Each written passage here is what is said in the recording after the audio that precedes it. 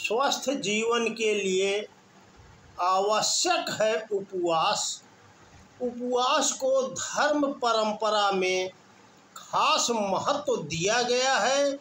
वह शरीर को हल्का करने, अतिरिक्त वजन घटाने और शास्त्र की भाषा में कहें तो मेद को कम करने के लिए है।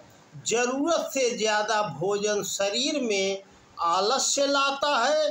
साधकों के अनुसार इससे ध्यान या भजन पूजन में चित्त एकाग्र नहीं होता है। साधना शुरू करने से पहले रजस और तमस को नियंत्रित कर सत्व को बढ़ा लेने के लिए उपवास का विधान है। यह भी विधान है कि उपवास के साथ व्रत भी जुड़ा रहे। व्रत अर्थात संकल्प और उपचार, जैसे एकादशी, पूर्णिमा, चतुर्थी या पर्व त्योहारों के दिन लोग निराहार रहते हैं, तो उसके साथ भजन पूजन अथवा धार्मिक कर्मकांड भी जुड़े रहते हैं। इन उपचारों के बिना उपवास को सिर्फ भूखे रहना ही कहा जाता है।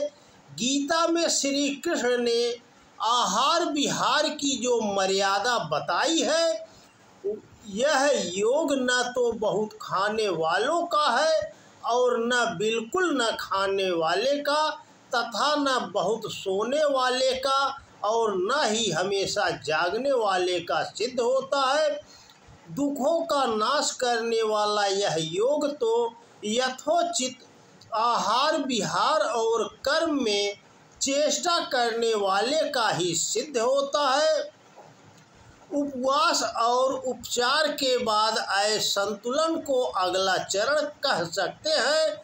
सभी लोग शुरू से ही इतने संतुलित और संयमी नहीं रह सकते कि उन्हें उपवास की जरूरत ही न पड़े।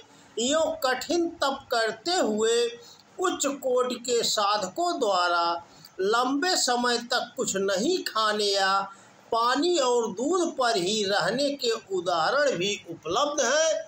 स्वामी विवेकानंद ने अपने व्याख्यानों में पौहारी बाबा का जिक्र किया है, जो सिर्फ हवा भर ही रहते थे।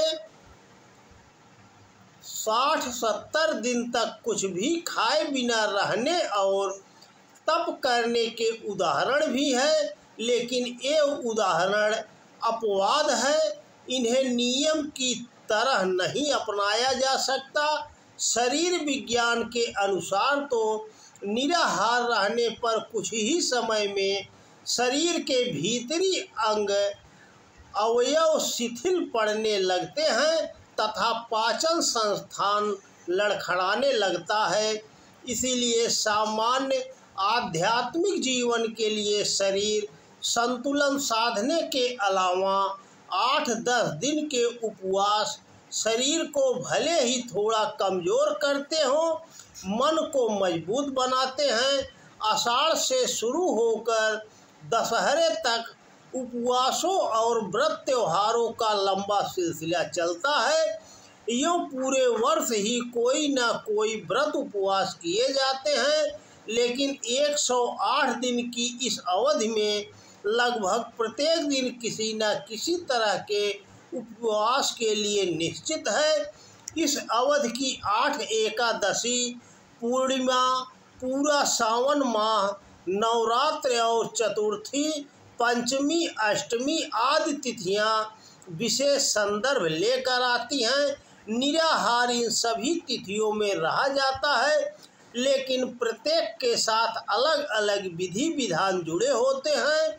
उनके संदेश अभिष्ट व्रत के संदर्भ और अंतर कथा में देखे जा सकते हैं।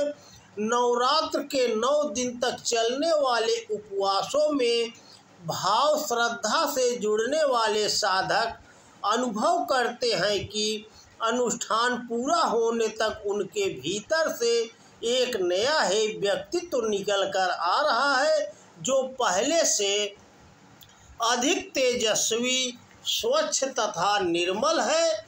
स्वास्थ्य विज्ञान के अनुसार तो उपवास किसी भी प्रयोजन के लिए किए जाएं, उनका शरीर पर प्रभाव समान रूप से पड़ता है। उपचार, नैतिक बल, वातावरण और प्रायश्चित जैसे कई उद्देश्य हैं जिनके लिए उपवास किए जाते हैं।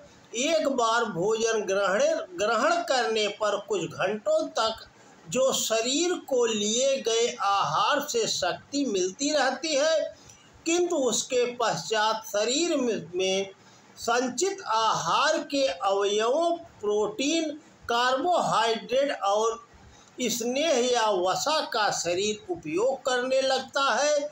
वसा और कार्बोहाइड्रेट परिश्रम करने की शक्ति उत्पन्न करते हैं। प्रोटीन का काम शरीर के टूटे फूटे भागों का पुनर्निर्माण करना है, किंतु जब उपवास लंबा या अधिक समय तक किया जाता है तो शरीर को प्रोटीन की कमी महसूस होने लगती है। उसी कमी के कारण ऊतक बनने और ऊर्जा उत्पन्न होने की गति धीमी पड़ जाती है। 40 दिन से लेकर 80-90 दिन के भीतर शरीर पूरी तरह अशक्त हो जाता है। लेकिन आध्यात्मिक प्रयोजनों के लिए किए जाने वाले उपवास लंबे समय तक भी चलते हैं। जैसे पुरी के शंकराचार्य स्वामी निरंजन देव तीर्थ और प्रभु दत्त ब्रह्मचारी ने 1966-67 में गोरक्षा आंदोलन के दौरान 80 दिन तक उपवास किया था।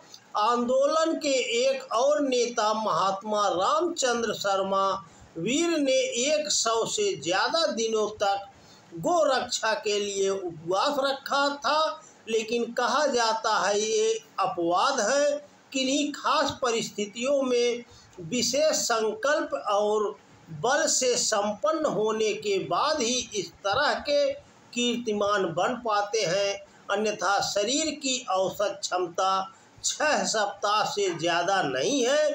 कठोर व्रत निभाने या घोर तप करने वाले योगी यति भी लंबे समय तक इस तरह के उपवास करते होंगे। सामान्य साधक उनके उदाहरण से अपनी मन स्थिति बना सकते हैं, लेकिन आध्यात्म और योग शास्त्र एक अवस्था के बाद सामान्य क्रम जीने पर ही जोर देते हैं। जैसे श्री कृष्ण यथोचित आहार विहार अथवा बुद्ध सम्यक जीवन की ओर संकेत करते हैं, उस जीवनचर्या के मापदंड अलग अलग हैं। व्यक्ति के साथ उनका निर्धारण बदल जाता है। व्रत उपवास का उद्देश्य उस बिंदु को तलाशना है जो प्रत्येक व्यक्ति के लिए नितांत निजी और अलग है। व्रत उपवास की प्रक्रिया से गुजरते हुए सावधानी पूर्वक निरीक्षण किया जाए तो यह बिंदु या मर्म दिखाई दे सकता है। उस बिंदु पर अपने जीवन और चेतना का संतुलन सहज ही साधा जा सकता है। तो दोस्तों नमस्कार, वीडियो पसंद आए तो ज़्यादा से ज़्यादा शेयर करें। जय श्री कृष्णा, राधे राधे।